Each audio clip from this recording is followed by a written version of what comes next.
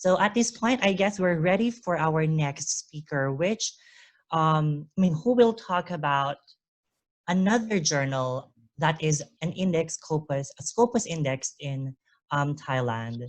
Our next speaker is Associate Professor and Vice Director for Administrative Affairs and Graduate Studies at the Language Institute of Thammasat University.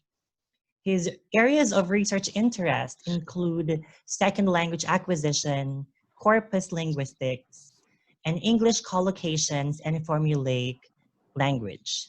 He had his research articles published in a number of international peer-reviewed journals, such as the Journal of Pan-Pacific Association of Applied Linguistics, the Southeast Asian Journal of English Language Studies, the International Journal of Communication and Linguistic Studies, Asian EFL Journal, and Indonesian Journal of Applied Linguistics.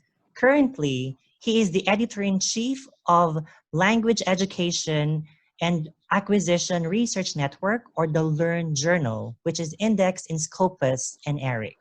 Everyone, let us all welcome Associate Professor Dr. Supakorn Phoocharoensil. Good morning, everyone. Can everyone hear me? Okay. Yes. So, yeah, thank you very much. Right. First of all, I have to thank everyone for joining our webinar today. Right. Yeah, staying at home, working from home. I have to thank the EIL program as well for inviting me and Dr. Kandaporn to share with us, some ideas about international publication and some tips from us as editors, right?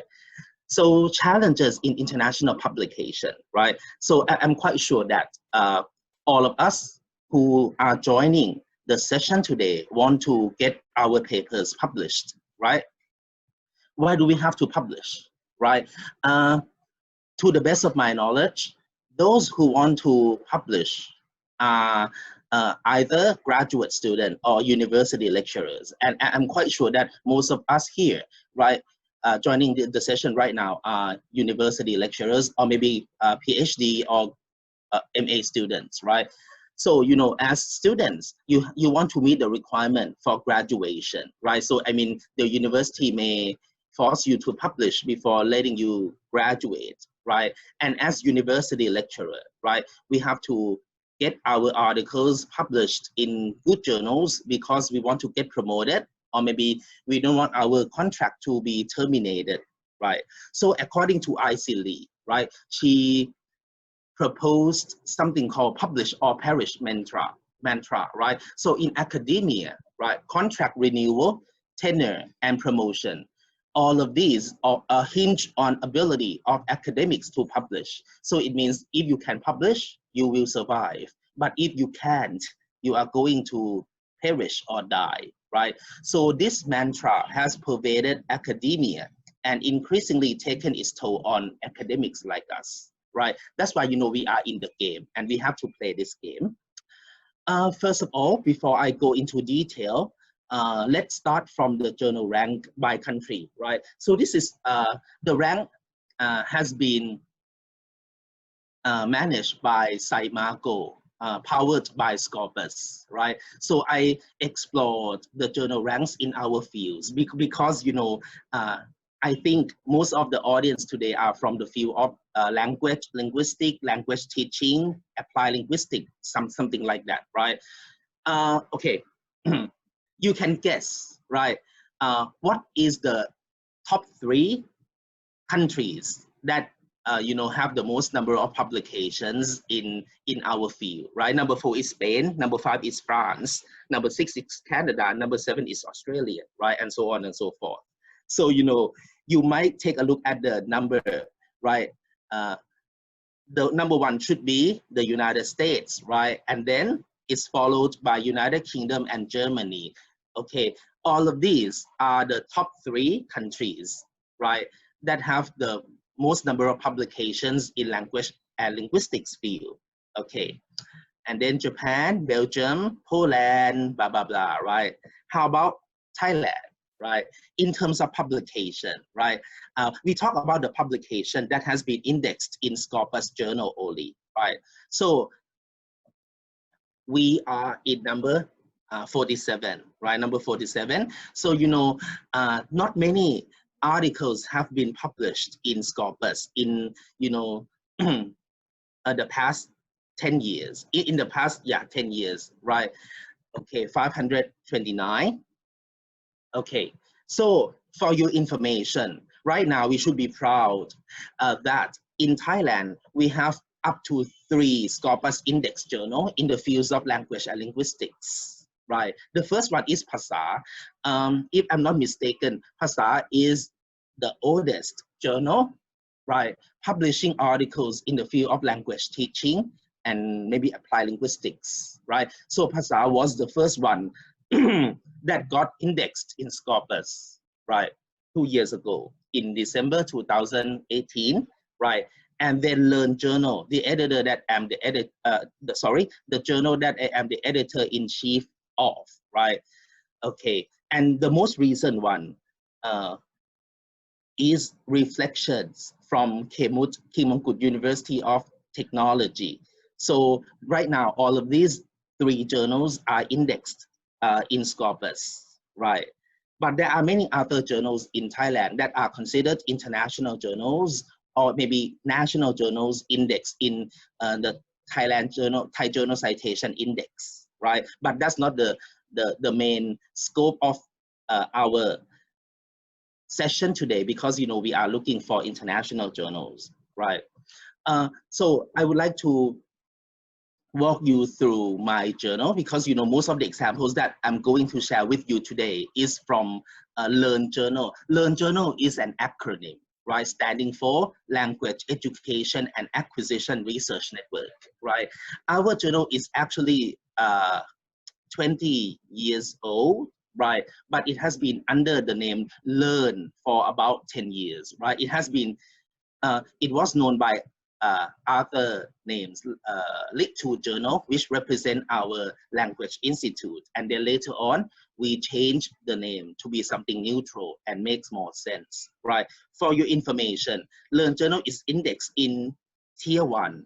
Tier 1 means the best of Thai Journal Citation Index, and is also included in ASEAN Citation Index, right? This is a new database, right? This is a new database. ASEAN Citation Index is contributed by the synergy of the organization of ASEAN countries. You know, Thailand has TCI, and many other ASEAN countries has similar organization that manages, that controls the quality of the journal published in that country. So, you know, when they have academic collaboration, they formed ASEAN Citation Index, right? But ASEAN Citation Index is not very popular. I mean, it's well known only, you know, in ASEAN countries, right? But, you know, Learn Journal also indexed in Scopus and also in ERIC, right, in ERIC. So that's why, you know, we are truly international journals like Phasa. Okay, this is what new researchers, novice researchers, and those who have limited experience of publishing often ask me, how can we get our papers published, right? Before submitting your manuscript to any journal in the world, you have to consider the following. These are the 4 main things that you have to take to bear in mind. Yeah, aim and scope of the journal, categories of the articles, publication frequency, and number of articles that, you know, the journal publishes per issues, right? I'm going to go into detail each. First of all, aim and scope. Sometimes, you know, some journals like Learn Journal and Phasa, we use some other synonyms like about the journal or about us. Yeah, so please know that they are the same. So this is the first thing. Before you make your decision on whether or not you should submit your manuscript, right, to any journal, right, you have to look at the aim and scope, right? Because, yeah, not all journals publish the same content, right? For example, if you want to submit your work to Learn Journal, right, you have to study the aim and scope carefully, because Learn Journal publishes papers in the field of second or foreign language acquisition and education. So, you know, if it's about language teaching, TESOL, ELT, you can feel free to submit it to Learn Journal. We also accept articles related to language testing and assessment, ESP, EAP, ELF, English as a lingua franca, and we also welcome papers in applied linguistics. So this is quite broad, right? When we say applied linguistics, anything that is applied, like applied pragmatic, semantics, phonology, can be submitted to our journal. We also welcome manuscripts on teacher education, teacher training, and professional development as well. And we also publish articles concerning innovations in language teaching and learning. And we also accept articles related to language planning and language policy. But, you know, actually, our aim and scope is not limited to these 9 or 10 areas, but you know, they are the major areas that we accept the papers. So, you know, before you submit your paper to any journal, make sure that, you know, look at the content of your paper and make sure that they fit in one of the scopes of the journal. If it doesn't, choose another journal. For example, if you are working on something like corpus linguistics, and you know, you submit it to some journals, like for example, the Journal of computational linguistic, maybe it fits, like, right? Or you submit it to applied linguistic, or maybe you submit it to International Journal of Corpus Linguistic. So, you know, in such a case, the content of your paper seems to suit the journal aim and scope, right? But if you submit it to some kind of thing like journals of sociolinguistics, but you are working on something else, right? Chances are your manuscript would be rejected immediately, right? Because, you know, your content doesn't seem to match the aim and scope of the journal, right? Or if you are working on World Englishes or Global Englishes and you submit your paper to a journal like Studies in Second Language Acquisition, yeah, whose beliefs and mindsets are totally different, right? They are going to reject your paper outright as well. So you have to be careful, right? And you are going to waste your time if you submit your paper to a wrong journal, right? And the second thing that you have to bear in mind is publication frequency. I would recommend that you submit your paper to any journals that publish at least twice a year, right? You know, in the world right now, there are some journals that publish more than 2 times a year, maybe 3 times a year, or 4 times a year, or even with higher frequency. You know, that's good because, you know, for anyone who wants to get papers published, right? We want it to be published as soon as it can, right? Because, you know, sometimes we are not patient enough, right? So, you know, the way to increase the possibility to get the papers published is to look at the publication frequency. For example, if you are graduate students and you want to make sure that your paper will be accepted before you take the final oral defense or before you are allowed to graduate, right?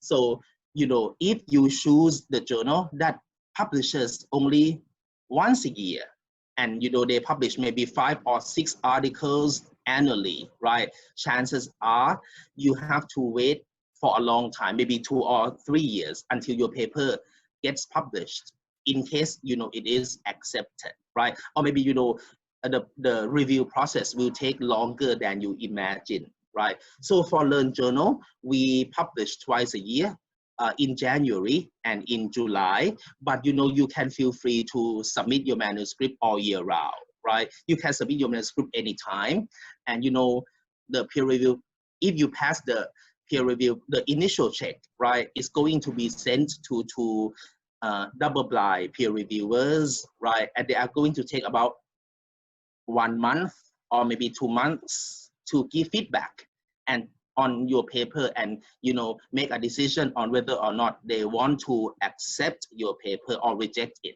right? Yeah, right. So you know, the process is quite long, okay?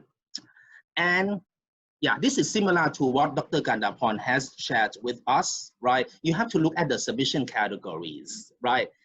Phasa has 4 categories, but Learn has 3 categories, right?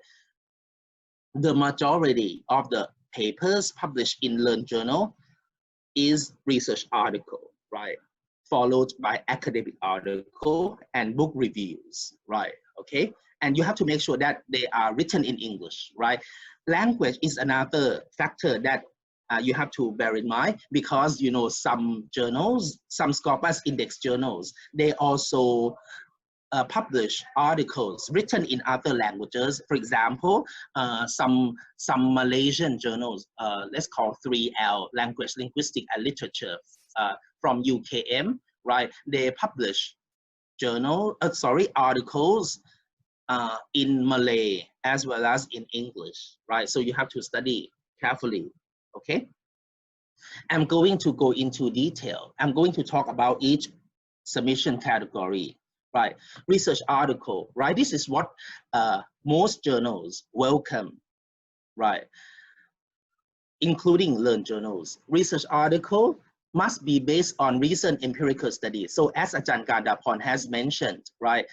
I mean, we look for the findings from the studies that are based on empirical studies. So it means we want something that is new findings, right?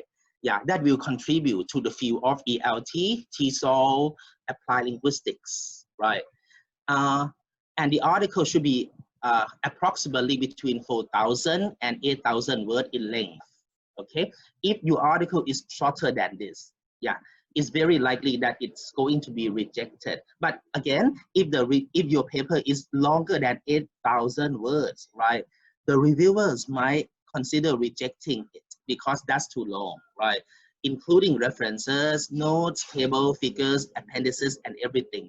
And you know, your article must have abstract of no longer than 200 words. Okay. So I believe that most journals in our field, almost all of them welcome research articles, except for some journals, the aim of which is to welcome only academic articles, right? Okay, so now let me talk about academic article. Some journals would call this category concept paper, right? They look like literature review, yeah, because you know they present a thorough review of any current topic, right? I would like to, sorry for the siren, I would like to emphasize the word current topic. So the topic that you review must represent something that is very new, that is quite recent in the language related disciplines, right? For example, if you talk about some theories that is quite old, or you know there's nothing interesting, right? Nothing interesting about that, right? Chances are it could be rejected easily. And you know, usually this type of journal requires fewer words, right? So you know, for Learn journal, the range is about 1,500 words to 4,000 words, and of course you need to have abstract of about 200 words. Okay. Some students of mine or some friends of mine often keep asking me whether or not they can submit literature review, which is a part of their dissertation. My answer is that you can, but you have to make sure that you have some critical review, right? Not just literature review, but you have to put some comments, some viewpoints, right? And the review must be, you have to incorporate your critique, right, in your paper, right? It cannot be just general literature review, right? And the last thing that Learn journal publishes is book reviews, right? Book review is the shortest publication that anyone can try. Yeah, I would suggest that if you are new in the field, right, and you have never published any articles in the international journals before, book review is the easiest thing to try, right? Because number one, it's very short. And number two, right, most journals accept book reviews, right? um, from my experience, right? I mean, I haven't seen it actually. You know, I have rarely seen any journals reject book reviews, right? Unless the book review is, you know, totally lousy, right? So, you know, when you write book reviews, make sure that you are not only summarizing the books that you read, right? But you should also provide some critical viewpoint, right? This is very important. That's why, you know, if you take a look at the book reviews published in, you know, I mean, high-ranked journals like TESOL Quarterly, Language Learning, or Applied Linguistics, right? The book reviews published there are a bit maybe long, 2 pages, and you know the writer of the book reviews try to compare and contrast, you know, the quality of the book under review with some other theories or some other preceding books that, you know, not just the book that is under review has been cited, but there are many other books, many other theories that have I'm not sure what's wrong. Sorry for the inconveniences. Right now you can see, right? Okay, right, we are still at book review, so let me continue, right? So my suggestion is that if you are new in the field, you can try the book review, right? And you know, it's a rule of thumb that you try reviewing a short book, right? No one who are novice writers start with reviewing encyclopedias, right? So you know, it's a Herculean task, right? So you may start with a very small book, like, you know, 80 pages long, 100 page long, something like that, okay? And try to I would suggest that you look at the book reviews published elsewhere, and you get some idea of how scholars in the field review the book, right? And you know, you might not be the first one to review that particular book. There might have been other people who have reviewed the book, that book before. So maybe, you know, that's fine, right? That's fine, because you know, most journals that I know, they don't care much about, you know, whether or not different authors review the same book, because they are published in different journals, right? Okay, but you know, the tip is choose the book that is quite recent, maybe 2019, 2018, right? But if the book is quite old, right, yeah, it's very unlikely that your book review would get accepted. Okay, now let's talk about the peer review process. For Learn Journal, which is similar to other international peer-reviewed journals, right? There are 4 steps that we go into. First of all, this is called initial screening. We look at the paper, we look at the abstract, and we browse the article submitted first, right? Whether or not the article matches the aim and scope of the journal. If it doesn't, it gets rejected outright, right? And then if, you know, everything seems to be okay, I mean, you submit the article to our journal and the aim and scope is good, right?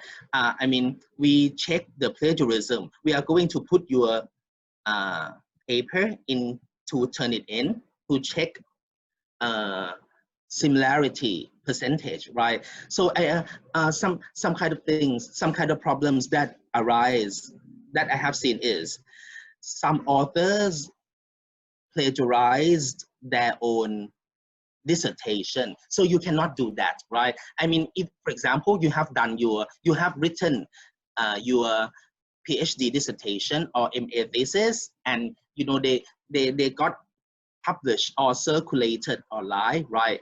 You cannot directly take the content from your dissertation, right? Even though this is your own work, you might say, but I'm not going to sue myself, right? But that's called self-plagiarism, and that's not permitted, right? In international journals. I think, you know, in good journals, right? So you have to paraphrase or rewrite it, summarize it, but you cannot just copy and paste from your own original work, right? That's a reason why some good papers get rejected, right? Yeah, learned journals have rejected many papers that have, you know, percentage of self-plagiarism, right?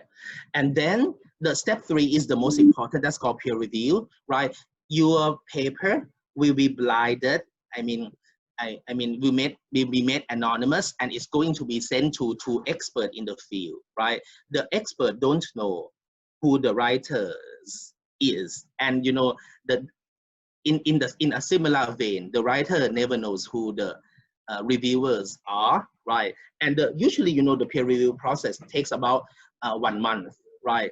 I would say 1 month. Actually, it's less than 1 month, but you know, maybe we have to consider who would be the best to review the paper. We look at the area of specialization, right? For example, if you submit your papers in the field of L2 phonology in ELT, we have to find someone who knows the best in that field and understand the context, right? Or if you submit something about task-based, we have to look for those who are specialists in task-based to review the papers, right?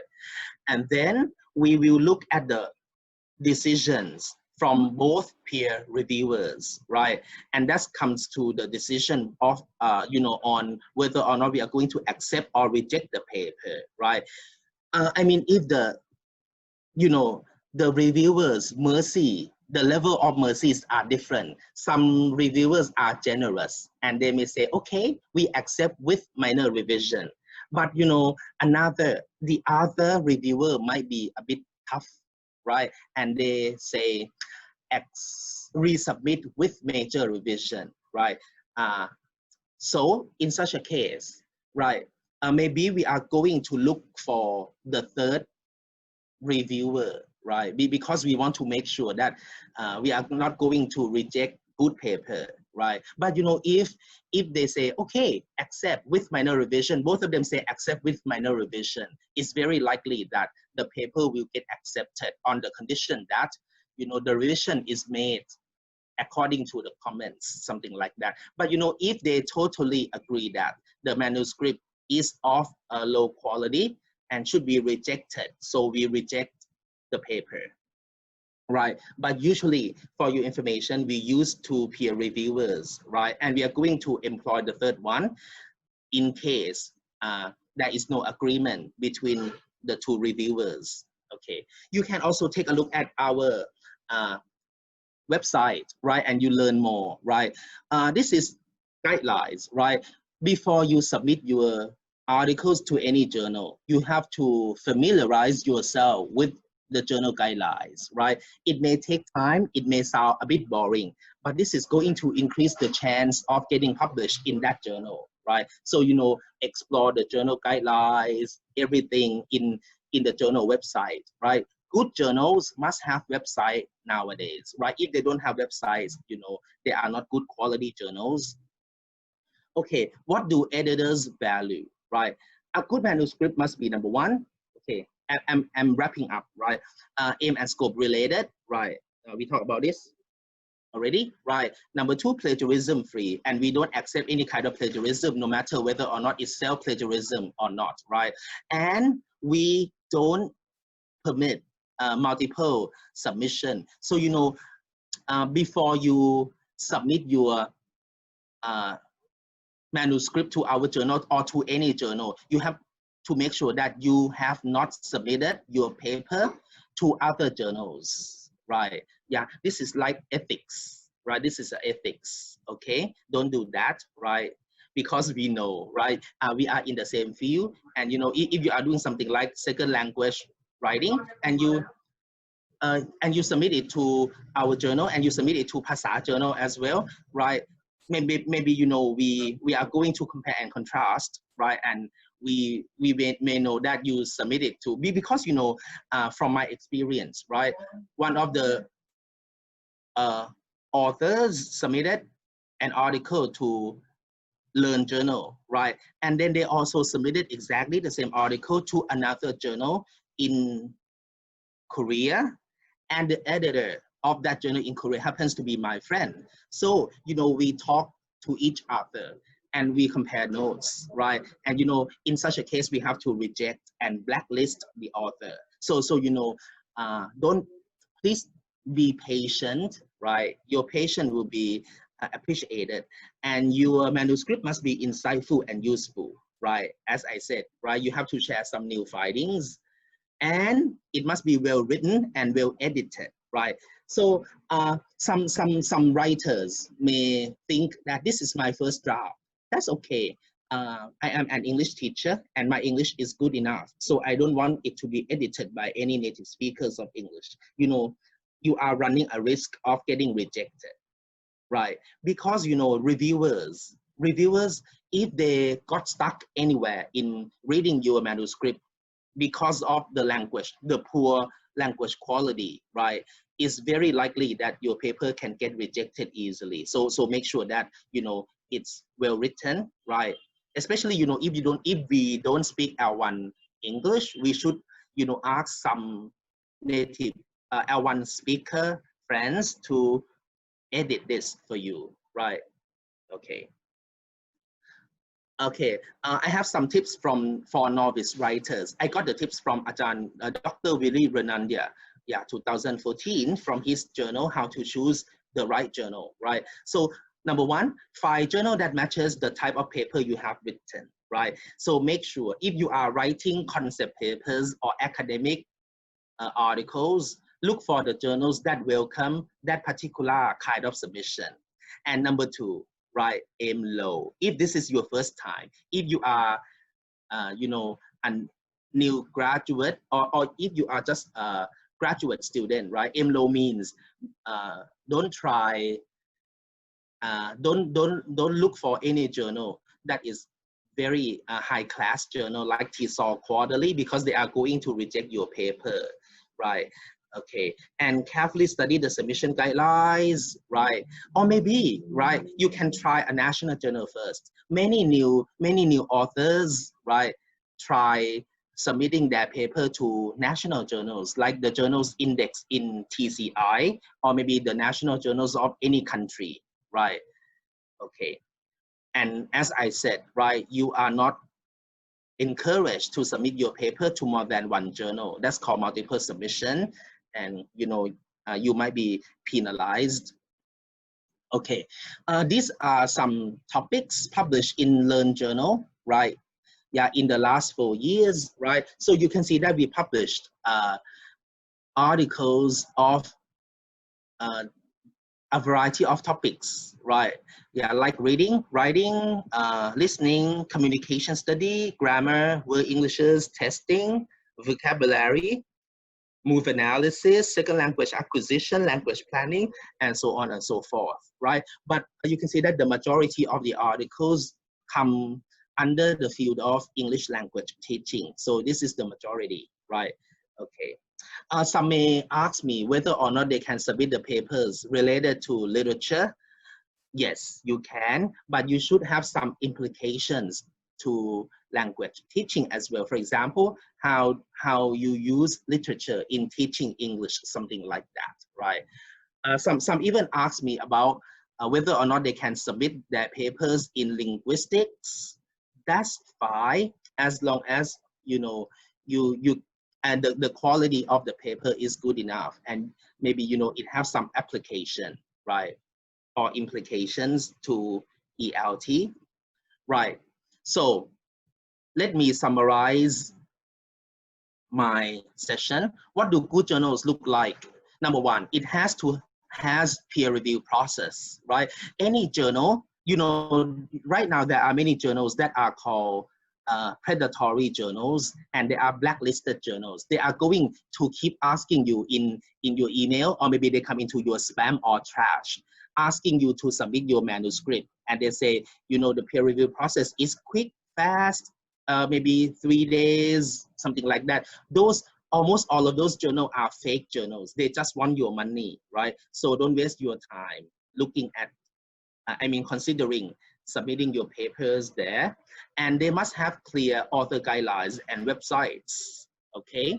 And good journals also have online manuscript submission system, right? If they say we don't have submission system, just email me only, or just send us the hard copy. That's very old-fashioned, and that's not acceptable right now. And it should have some clear publication period, right? How many times, right? The papers are published, right? Okay.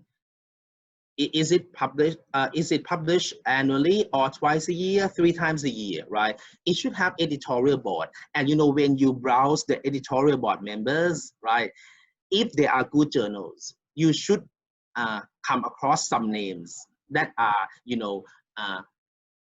key persons in that field, right? Okay. And good journals don't require publication fee, right? Because they have some financial support from the university or from any organization that they are based on. But I'm not saying that publication fee is bad, right? Because some journals, they receive manuscript, a lot of manuscript monthly, right? And they have to pay the reviewers, right? That's why they need some money to run their journals, right? So I understand, right? As long as that's not too expensive, right? Okay. So if you want more information, you can email me, right? Or if you are not sure whether or not your paper fits the aim and scope of Learn Journal, you can also email me, or you can look at the website of Learn Journal, right? So thank you very much. That's the end of my session. Thank you so much, Associate Professor Dr. Supakorn and Assistant Professor Dr. Kandaporn, for that insightful discussion about publishing online. One of the key points that I would like to highlight in the talk given is that your paper should always be clean. And when I say clean, we start with letter C. That means communicate your ideas clearly. That is your language accuracy, the mechanics, and the writing convention. Next is the L, which is limit your paper to the word length of the journal. This will ensure that they will, allot time to read your work. E is to ensure the timeliness of the topic and clarity of methodologies, as well as the research gap addressed in the study. A is to assess the scope and aim of the research journals to avoid an upfront rejection. And lastly, navigate. Navigate the websites of journals to determine the publication types and formatting.